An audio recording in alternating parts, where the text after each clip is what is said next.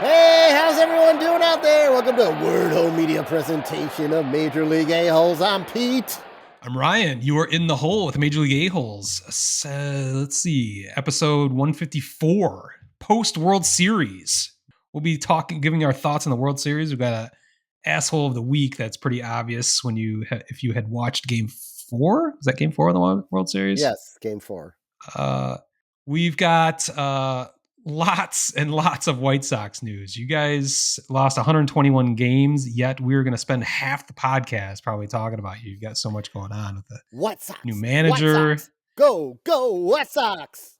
You got a new manager to talk about. You might be for sale. That's a couple weeks old story. I haven't heard much about it since, but you might have the latest on that. We never got a chance to talk about it as we've taken a bit of time off. Because you've had some bronchitis. Is that what you had? Yeah. I still got a lingering cough. Yeah, I heard you coughing a little bit when we got on, so yeah, bear with us. I mean, I'm gonna try to mute that when I feel it coming on. But all right. Wow, like a professional over there. I feel I can get through a podcast today. So all right, Pete's playing hurt. We got to root for you there. Good luck. I might have some editing tools over here too. If you get into a fit, we'll figure it out. We're a team.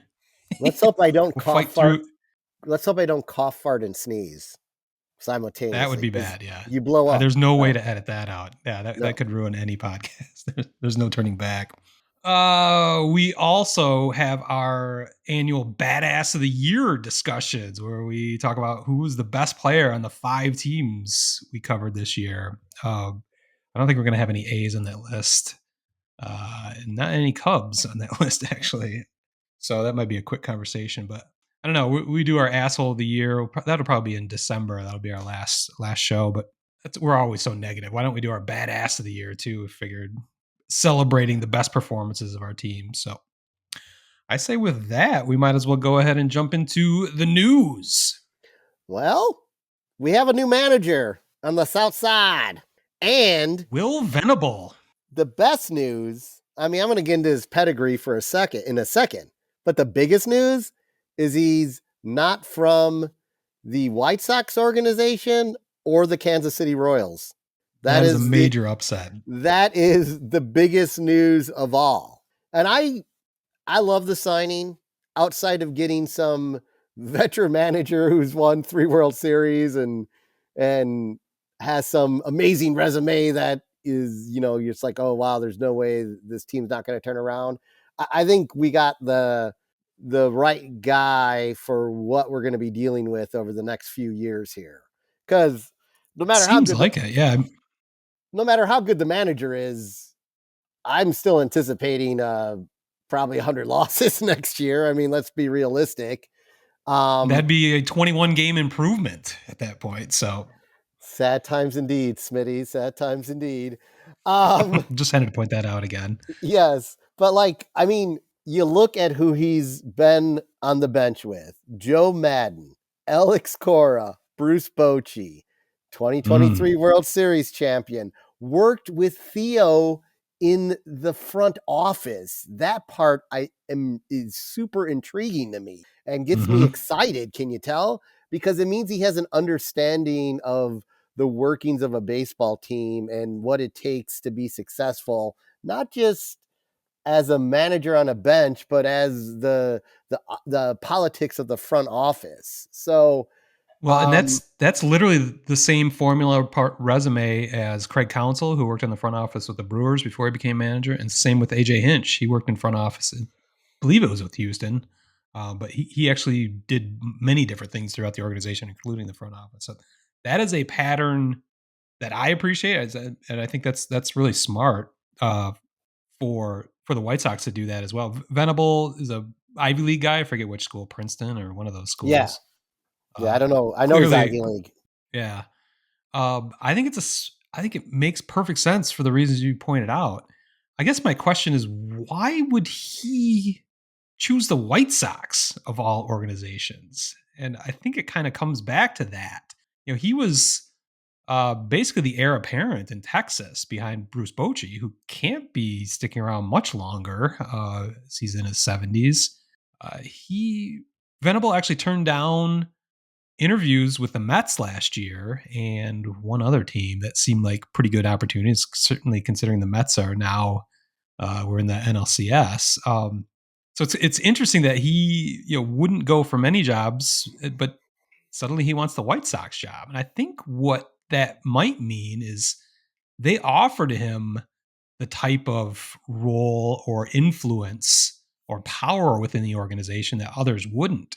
I think he is going to be acting as kind of a de facto assistant GM to Chris Getz. I think that's the only thing that White Sox had to offer him. So I think that's, as I mentioned, I think and you mentioned that's a very appealing relationship to have and knowledge base to have a manager that understands the inner workings of the front office and player acquisition, stuff like that, and can be now I believe he's going to have a voice in that situation with the White Sox. And I think that must be the only thing that's the only thing I can think of that would be appealing over those other jobs that he turned down. Yeah, I've been reading a few different articles. There was one in The Athletic that kind of hinted that last year the reason he turned those jobs down was his wife wasn't interested in moving to either of those cities, and Okay. And he had kind of, I guess, decided he was going to have another year with the Rangers, probably in hopes of repeating.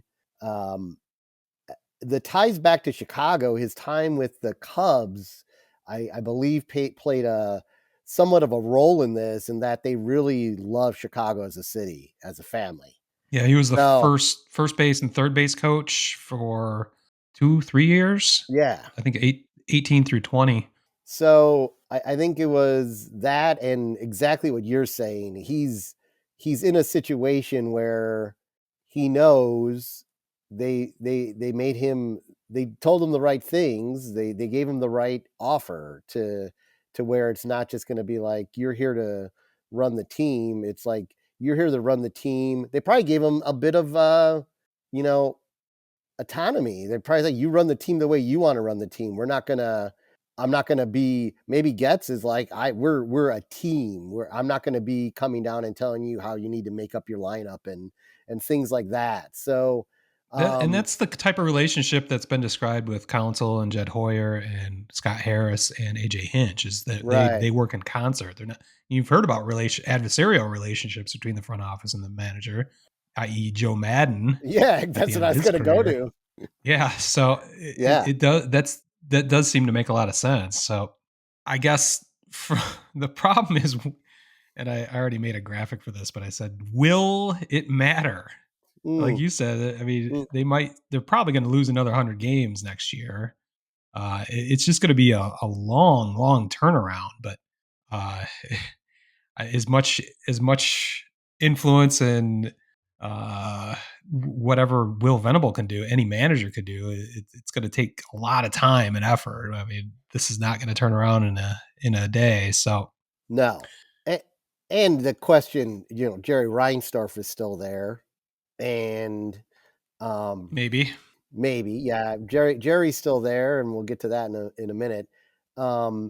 So, that's the interesting part with Jerry still being there and them getting a guy like Will Venable. I mean, I know I adamantly, on the last podcast we did, I was like, why would he want to come here? In fact, the top 3 candidates I named, I'm like, outside of a manager who got fired and is looking for a job, why would you want to come here if you were up and coming and promising? So we'll never know what was said. We'll never know what they must have given him one hell of a sales pitch. So yeah, I mean, because the cat's out of the bag. I mean, the Sox are not a secret to anyone. It is the disaster of what this year has been exploited by every sports outlet. You can read an article about what a-hole Jerry Reinsdorf is as an owner on ESPN, in The Athletic, the USA Today. I mean, MajorLeagueAhles.com.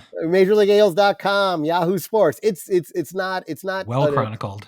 It's not an opinion of us podcasters, of our 600 White Sox podcasts that exist out there, or whatever crazy ass number it is. It's not just like angry fans. It's being documented by real reporters about things said within the organization from unnamed sources and things like that. So I don't know, but perhaps the alleged, the rumored looming sale of the White Sox, I don't know, maybe had a little bit to do with it. I don't think so. I think I think I think maybe Will Venable was told he's going to be dealing directly with like Getz and those types, and he's not going to have to worry about, visits with Jerry in the office and things like that, and which is good. Regarding the Yeah. sale of the White Sox, I don't know. I don't think there's much validity to it now. One of the funniest things that happened in between the last, like it was maybe about a week and a half ago, Tony La Russa pops up on WGN Morning News. Oh And no, we got another episode of LaRussa Palooza. And we are literally like, this is about 5 days removed, maybe a week removed from the rumors of the sale of the team. And he flat out said he does not see Jerry Reinsdorf selling the team. He felt that the story was blown a bit out of proportion because Dave Stewart, who he used to manage, they were all together. And Dave Stewart, of course, has been trying to bring a team to Nashville. And it was casual conversation. And Tony was basically scooping the story, saying there's no validity to it whatsoever. So, which is kind of what you thought right off the bat. You had texted me like, is this just another ploy to maybe get a stadium built or something? Well, I'm not even that's the sure. thing. I didn't. Go ahead. Go ahead. Sorry. Nah, it's their usual fun of talking over one another on this delay. Yeah, I think we've got a big delay here. Sorry about that, but I've kind of gone back and forth of whether it's true or not. Or I guess it seems like there's validity when you mentioned Dave Stewart. But of course, as you mentioned, he's got a relationship with Tony La Russa from their days in Arizona in the front office. I kind of feel like I've gone back and forth because then you think about Jerry might use this as leverage to get that loophole and that's closing at the end of 2024, the tax loophole in Chicago. That's a race with the Bears to build a new stadium. I haven't heard much about the Bears situation with their stadium. Well, based on how they're playing, not good. We've got less than 2 months left for that before that loophole closes up, so that might be some leverage there. Jerry might just be sick of everything and just ready to go. I kind of feel like the Sicilian in Princess Bride, where he talks himself into a circle, like trying to figure out which cup has the poison in it. This could be a lot of different things, but yeah, having Dave Stewart involved, it kind of doesn't make sense. I mean, he's trying to be a power broker and to bring in originally an expansion team to Nashville. I can't believe that Major League Baseball would be very interested in having an existing franchise move there when they could instead expand and get the billions in expansion fees. So it's kind of a confusing story. It kind of blew up and then it's kind of gone away again, which that also lends to your theory that it's probably bullshit. But I don't know. There's just always something going on with your White Sox. There is always something going on with the White Sox. And before we move on, I felt we'd be remiss if we did not call out these two items that happened the minute the World Series ended. Kind of closing the book on the rebuild to a world championship, which never came close. One, no surprise, the White Sox did not exercise their $25 million option on Yoan Moncada. He is now a free agent. He's now a free agent, not having played, but what did he play? Like a week's worth of baseball this year? I don't even remember. I don't remember. It was so little. Not much. So, he's going to go into free agency with no upside. He's played 140 games twice in his 8 years with the White Sox, twice. Just just all the, I mean, he was the number one prospect in baseball, which is why, nothing is a guarantee ever. He turned out to be just such a huge bust. Not too far off those coattails where has always been the long debated who won the White Sox trade of Dylan Cease and Eloy Jimenez for Jose Quintana. And I like to say, as of maybe we came to this consensus last year or earlier this year, we're finally like just no one won. It was a good I think we talked trade. about this couple episodes ago after Eloy got moved to Baltimore. Yeah, I mean, it was a good trade at the time for both teams. It didn't work out for either team.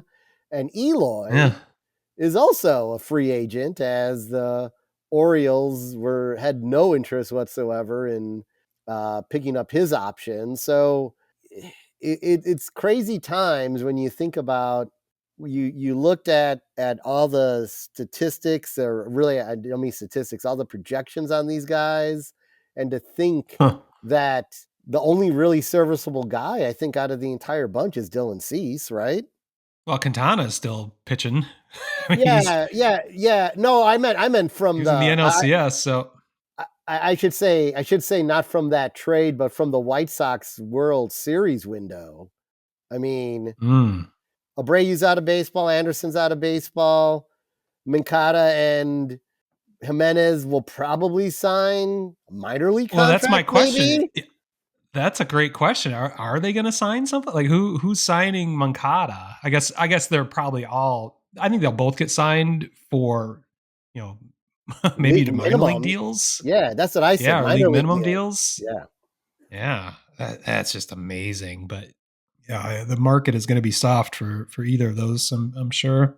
Yeah, it's crazy shit. I mean, I guess technically Garrett Crochet is part of that, and he could end up being one of the best starters ever if obviously he'll come back as a full-time starter this year, and there won't be such a strict innings limit. So oh yeah, he'll be able to do anything he needs to do. He's actually gonna come up later in the show. I nominated him as one of our badass of the year candidates. So yeah, that's an interesting statistic we'll be talking about regarding him. And then, of course, I love La Pantera. Hopefully he can turn it around, especially regarding a midseason trade. So, I hold out hope there. But really, Dylan Cease, out of all these names, everyone they had, it's really Dylan Cease, man. Last man standing. In San Diego. In San Diego. So I would consider the World Series rebuild player chapters officially closed now. And I would rather never talk about that period of White Sox baseball ever again. But I'm sure I won't be able to escape it. So that's all for me podcast regarding the White Sox. Well, I've just got a little bit of Cubs news we need to talk about. Latest of which is Cody Bellinger opted in, kind of surprisingly, to his $27.5 million 1 year. That would be a bad deal for the Cubs. If 27 million for next year isn't a bad deal, but he surprisingly opted in. I'm not sure the Cubs were ready for that. I'm not sure many fans are ready for that. I'm not exactly sure. It just seemed like a center field free agent, since there's not a whole lot of center fielders out on the free agent market. Seems like he'd be able to do a little better than that even, but apparently he doesn't think so. I don't think so. Yeah, I know you don't, but he just because there isn't much out there, and that's kind of the price of doing business these days, is upper 20 million. So he cited family reasons for sticking around in Chicago. His family wants to stay there. I think he's got a pretty good lifestyle hanging out north side of Chicago. I guess I could see why he'd want to stay, but taking home a cool 27.5 million next year is not a bad way to go. But it's just, I guess, a little surprising. It's also kind of hamstrings the Cubs as their budget is kind of full, as they still choose to stay right around the 240 million. I think it's going to be the competitive balance tax starts at 241 million next year. and the Cubs are bumping right up against that already. So I think they were maybe hoping he would go away and they could, maybe go after some other free agent, potentially Pete Alonso or something like that. But that's not going to happen. So as long as Ricketts continues to go through by his policy of we will not go over the competitive balance tax, even though they did by $50,000 or whatever it was this past season, that they're kind of stuck. One thing I do want to bring, and I don't think I bring this up enough, or maybe I haven't ever brought it up, but Crane Kenny goes on the air every so often in Chicago Sports Talk Radio, and which I just immediately want to turn it off, but I have to listen to what kind of bullshit he spews. But his consistent mantra of how generous and what a good business person Tom Ricketts is that he refers to the Cubs as a closed system. All of the money that the Cubs break in stays within the Cubs organization. It does not go to Ricketts' other business interests, which are myriad. And he said, whatever they make goes back into the payroll. After they pay their expenses for everything else, the rest goes into payroll. But you kind of call bullshit on that, just because it would be incredibly ironic that every season the exact amount of money that the Cubs rake in and after expenses happens to equal what the competitive balance tax is every year. Right. So that can't be a coincidence.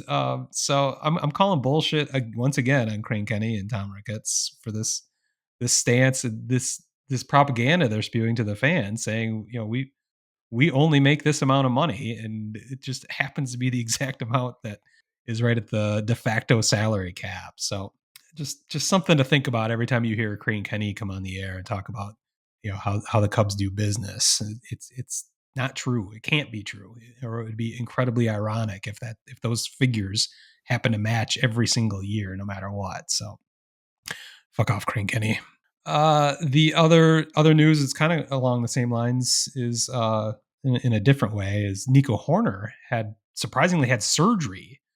I think it was 2 weeks ago now, on his flexor tendon in his throwing arm, which if he was a pitcher would mean he would be gone for a long time. That's like a precursor to Tommy John surgery.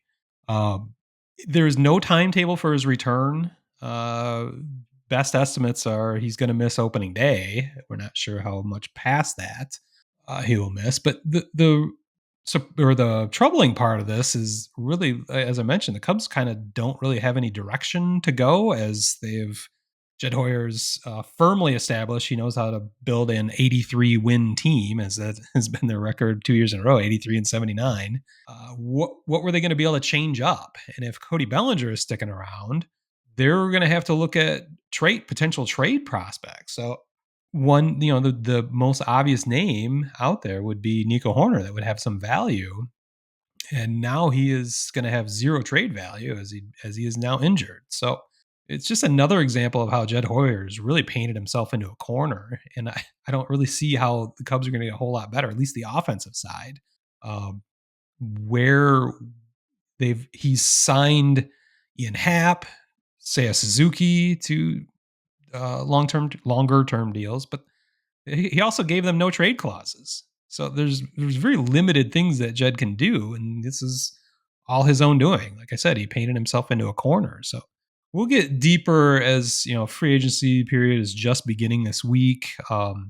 Lots of options out there. Maybe that's our next show. We'll talk about what free agents our various teams should be going after, and how they could affect our fortunes and futures going forward. But the Cubs, I fear, are going to be very limited, and I fear once again Jed Hoyer is going to build a perfectly adequate, mediocre 83 win team once again, just as we've seen for the last 2 years. We'll see for a third. So troubling times on the north side. I think with that, we might as well move into our badass of the year discussion. Woo-hoo. I sent you some stats over there. Every year, every week, we try to do our badass of the week, just taking a look at the outstanding performances by members of the 5 teams we cover here. Just kind of a fun way to point those out. It doesn't have to be an incredible week of statistics. It could be an incredible play. Usually it works out to where we just kind of tabulate the stats every week. But when we talk about the year, obviously we're going to take into consideration the entire statistical accumulation of each of those. I don't think anyone is up to that a high enough standard with the Cubs or the A's, which officially, as of yesterday, November 4th, they are now the Athletics or the A's. They're not the Oakland Athletics. They're not the Sacramento Athletics. They are not the West. Apparently, they're the West. They're going to be the West Sacramento Athletics. I don't know if that's still real. Eventually, maybe they'll be the Las Vegas Athletics if that ever comes to fruition. But I don't think we're gonna have any badasses of the year nominations, unless you had a badass from your fantasy team. I think you had a couple A's on it, but I that did. you wanted to nominate, but I don't know. Not enough to note here. Yeah, no, definitely not. Well, I sent you some stats over there for a few candidates. I kind of went through just a simple way to do this would be to look at the year's WAR accumulations, and there's one that really surprised me. If you want to start out with that at the top of the list. Yeah, so we talked about this a few episodes back. Buster Posey's first move pre-GM was to sign Matt Chapman to a ridiculous contract. Not making zero sense whatsoever for the team, but if you look at this, maybe it did make sense. Matt Chapman with a 7.1 WAR this year, the highest of anyone in our badass candidates, and definitely the highest of anyone on any of our teams. He had 27 home runs, 98 runs, 78 RBIs, 15 stolen bases, and a 125 OPS plus. I mean, I thought he'd have like a decent year, but he definitely had like a throwback year for him, statistically. Yeah, he was great defensively too, which led to the high WAR as well. But I think I forgot to write down. I think he had 39 doubles as well. That's kind of what boosted up that OPS plus. But yeah, he's also interesting because a lot of people in Detroit wanted Scott Harris to sign him for the Tigers during the last offseason. So that's definitely an asshole name that's going to keep coming up, especially since he's got a 5-year deal now. Oh God, way too long. I'll tell you that. Up next, surprising, we would have a candidate from a 121 loss team, but yeah, I'm not even sure where the strikeouts would be if Garrett Crochet pitched 190 innings. But in 142 innings this year, he struck out 203 batters. Yeah, I saw that stat, and that's why I had to nominate him despite his 6-12 record, which is clearly not his fault. He did end up with a 3.5 ERA. I think he kind of tailed off at the end of the season just from overuse. But that is eye popping, that strikeout rate, and like you said, that's going to be incredible. He should be under no innings restrictions next year. It'll be fascinating to see what that strikeout total could get to with a fully activated Garrett Crochet.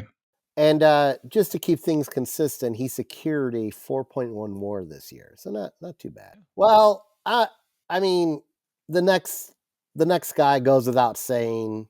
I mean, what a season! What foresight for me to draft him for my fantasy winning baseball team. But it is Tarik Skubal, 6.3 WAR, 18-4, 2.39 ERA, a whip under 1, 0.922, 228 Ks and 192 innings pitched, Triple Crown winner.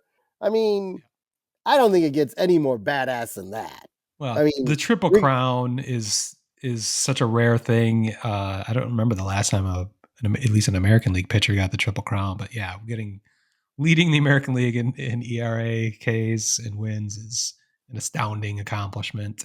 I think we can do anything we want, but the stats I pulled up are regular season stats, but you could also include Tarik in the postseason, which he was stellar except for one fateful inning, which essentially knocked them out of the playoffs. But just a complete badass. I still contend. I think I brought this up maybe it must have been last show.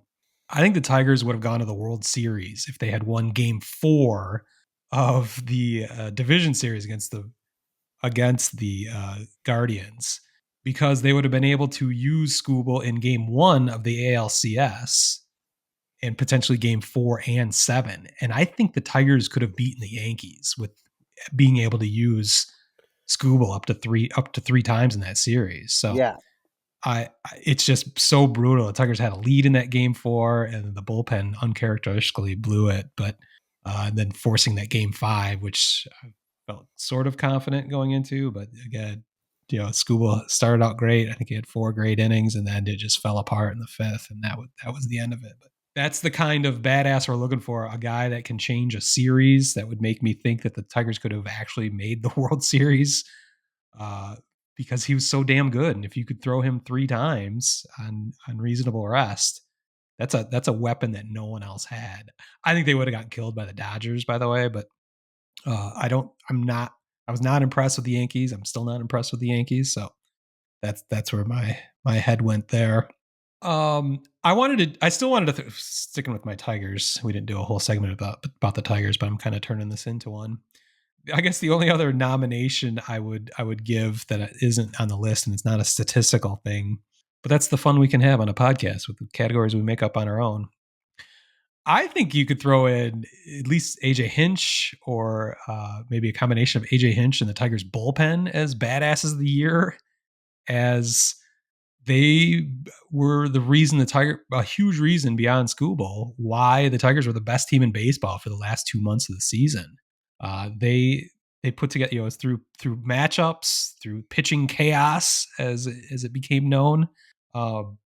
They forged together like the best staff in baseball for those last 2 months that propelled them into the playoffs completely unexpectedly. After 60% of their rotation either was injured or traded away, they figured it out in amazing ways. Not sure that's a sustainable model.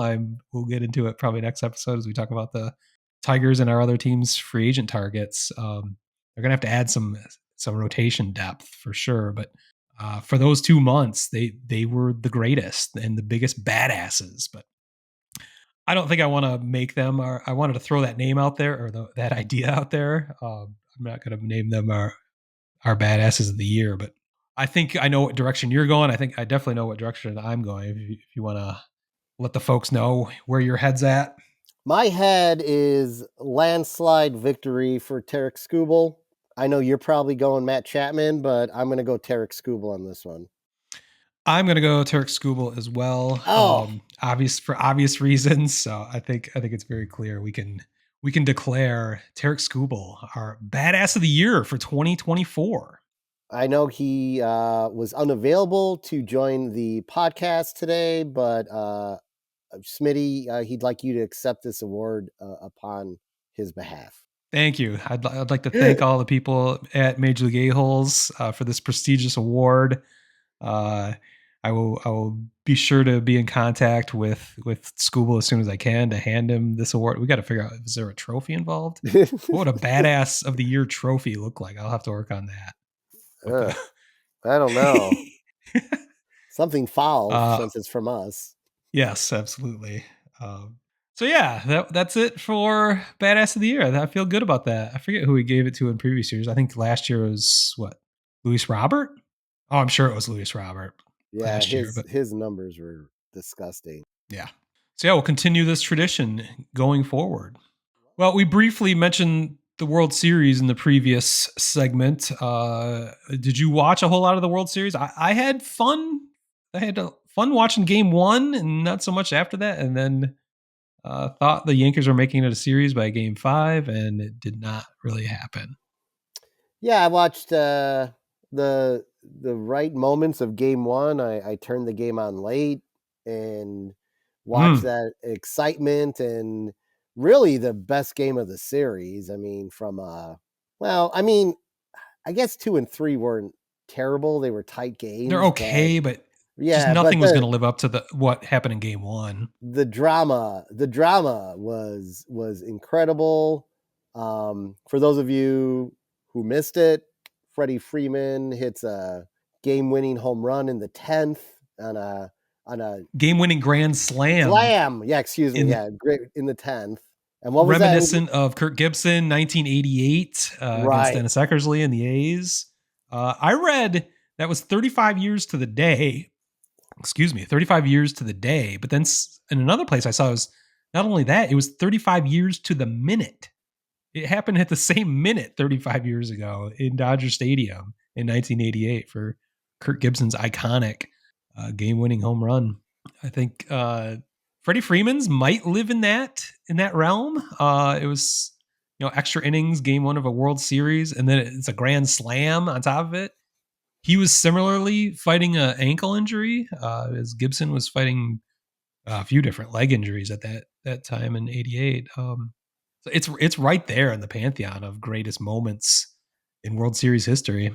Yeah, I mean, and Freeman he didn't stop there. He just kept mashing the whole series to go on and get the MVP. But easy MVP candidate or winner there.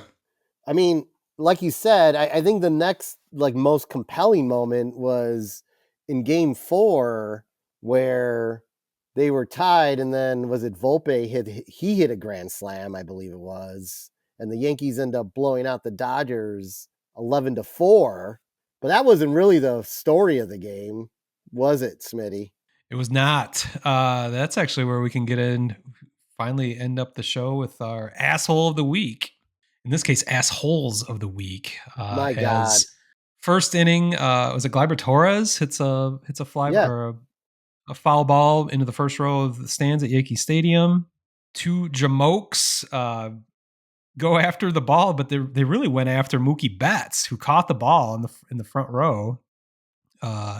One guy with just two, both of them were just the perfect stereotypical Yankees fan. One kind of overweight dude with an enormous jowl, wearing his road Yankees jersey. The other guy wearing sunglasses. Did you notice the other guy? I don't know why he's wearing sunglasses at a night game, wearing his home Judge jersey, I believe.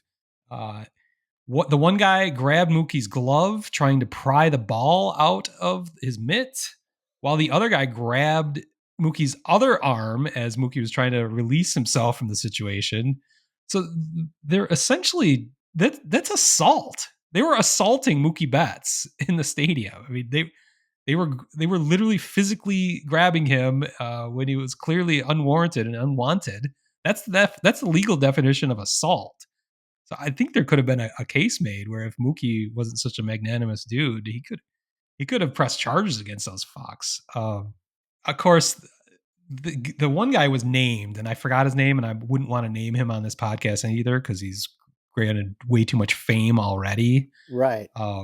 But our Chicago's own Jesse Rogers found those guys after the game at a bar and interviewed them and kind of turned them into folk heroes almost. Got quotes from them like, you come here, we'll D up.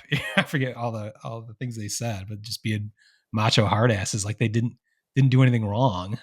Of course, they were ejected immediately, but there were fans congratulating him as they were being escorted out of the stadium, which is maybe that would happen in any market. It seems too perfect that of course it's happening with the Yankees in the Bronx there. I just, the way Jesse wrote that story, he's actually caught some flack. I heard Lawrence Holmes on the new Spiegel and Holmes show on 670 The Score really dragged Jesse across the carpet for trying to glorify these guys. Nothing what they did was admirable or worthy of praise. So I kind of don't.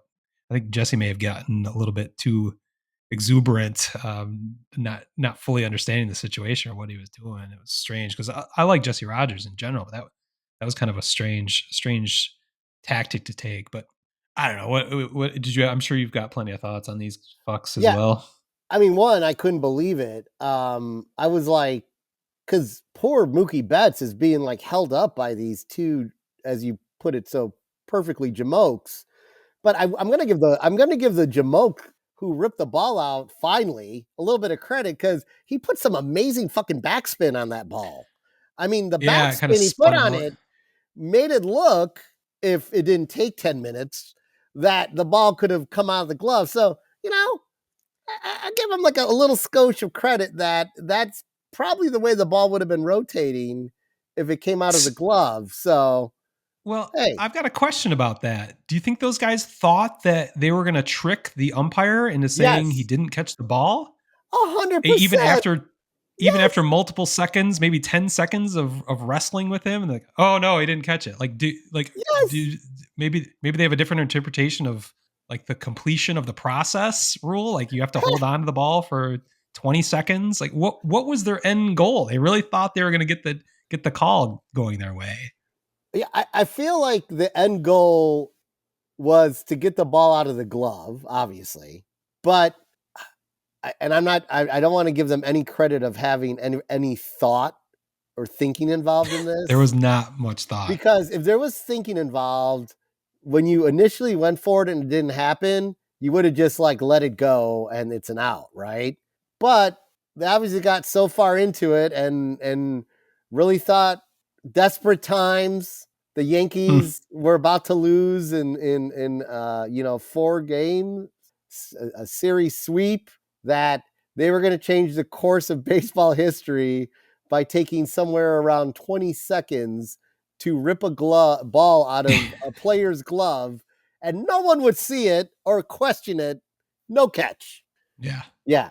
I They were. mean, You could see when security came over and when the umpires came over immediately after the incident. They were. You could see they were trying to make the argument that Mookie came into the stands. Like the one guy was trying to draw a line like where the wall was. Like yeah, they should be able to do anything they want to anyone that comes into their territory. Um, which is also something I just thought about. There was no net at that point part of the stadium, which is interesting because I think a lot of stadiums, I'm sure Sox Park has a net that goes all the way to the foul pole there. So yeah. that situation wouldn't even be possible in many stadiums. So congrats to the folks at Yankee Stadium for that lack of foresight, but just such a ridiculous situation. Just a perfect. Those two are the perfect reason why we have assholes of the week. Like this, it couldn't work out anymore perfectly for us in that regard. So congratulations to the two jamokes in the Bronx. You are assholes of the week. We didn't mention the game 5 Oh, collapse by the Yankees, which was also yes. hilarious. It's funny because going into the series, I asked you if you even watched it because neither of us are certainly not Yankees or Dodgers fans, but it was cool in that it had the biggest stars in the sport. Of course, I think it drew the best ratings in a decade just because of the biggest markets and the biggest stars on the biggest stage. So I was looking forward to it. And game 1 was so much fun. Just seeing those stars battle back and forth and walk off in such an amazing way. The middle games were what they were. The biggest story, like you said, of the middle part of the series was definitely the fuckers in the stands. But I was looking forward and kind of rooting for in a grotesque way, rooting for the Yankees in Game 5 because I wanted to keep the series going, and I think they might have had a good shot pushing it to 7 games of the Dodgers because the Dodgers rotation was so depleted and their bullpen was running on fumes. I think the advantage had tipped towards the Yankees, believe it or not, being down 3-1 and then have Garrett Cole going in game 5. And it looked like everything was working in that direction until was it the 5th inning with a complete meltdown of the Yankees defense. They had a 5-0 lead and gave it all away with shit. I think there were two different errors, maybe 3. Um, one by Judge, just completely whiffed on a easy fly ball to center field after he had hit a majestic home run 1 or 2 innings earlier. He thought he was finally living up to his hero status, but of course he did not. I don't know. It was funny because I love watching the Yankees flounder. But I was also kind of annoyed that they blew the chance to continue the series, and it ended in such a strange way. Yeah, I mean, I was rooting for the Yankees in the series because I really, really hate the Dodgers for obvious Mm-hmm. reasons. And I also, wanted to keep the Dodgers' only way to win a World Series was with COVID, a 60-game season Yeah, alive, but that's that's the out the biggest window. tragedy because we've that's the biggest tragedy in all of this. We've been able to hold that over their heads. Like the only series they've won since '88 has a giant asterisk over it with the 60-game COVID season. But this doesn't get any more. You can't be any more legit than this winning the gauntlet that they went through Yeah. They're the best team in baseball. They proved it. They bought it. They bought the best team in baseball, but that's how things go these days, apparently. Yeah. But yeah, it was it was a fun, it was an entertaining series, so that's all you can ask for when your teams aren't in it, And baseball got what they wanted, so good for them. The money machine keeps on churning. Well, that is the end of baseball in 2024. We do have the general managers meetings happening this week or next week, which I saw somebody describe it. It's kind of like the winter meetings, but with less radio and TV coverage. It's basically the exact same thing. Next month, they will be in Dallas, Texas for the winter meetings. It's when hopefully we'll have some free agent news to talk about. I think you and I, as we mentioned, will be doing episode 155 maybe sometime in December, maybe sooner if something big happens in November. But we'll definitely be coming back with our free agent targets and plans, maybe our to-do list for each of our teams. And then we've got to go with our annual Asshole of the Year nominations, which could go in a lot of different directions. Whoa. Yeah. So you and I will need to talk about that in the coming month or so. Could have a back-to-back winner. Could. Yeah. Do we have a rule against back-to-back Assholes of the Year? Well, I guess we'll have to go through our bylaws and figure out the legalities of that. But unless there is anything else, I think we can wrap up this episode 154. Yeah, I do have one thing. One thing. While we were recording this podcast, my phone went off, and I'd like to point out it was the Chicago White Sox calling me. How strange that it should happen while we're doing the podcast, because they're gauging my interest. They're calling me about once a week now in getting back into season tickets. Are you fucking kidding me? Are you fucking kidding me? Yeah, are they paying you to get the season tickets? I don't. Maybe I should call back. Is that their offer these days? Maybe I should call back. Maybe it's like buy 5 games, get 5 games free. I'm in then. Now, if we were true podcast professionals, you would have taken the call while we were on and gotten the guy on the air, found out what offer they were giving you. Oh, opportunities lost. Yes. Well, with that, I think we could wrap up this episode. You can find us on the web at the redesigned majorleagueaholes.com. You can find our merchandise at aesthetics.shop. You can check out our YouTube page, which blew up after last episode. We've got the largest viewing segment in our history. I think we're over 5,100 views of the ass hat, the stupid Strauss logo on every postseason batting helmet. People loved watching that. Apparently, we're up to like close to 280, 290 subscribers now. No, look at close us. To that 300 subscriber threshold. So yeah, go check out our YouTube page, which has been blowing up. We've got I'll be putting up new content on that this week. Subscribe, rate, review. Check us out on social media at Major League A-Holes and at Sox Type Thing. And you can find this podcast anywhere you want to find a podcast. So with that, I think we can declare this podcast is over. Peace.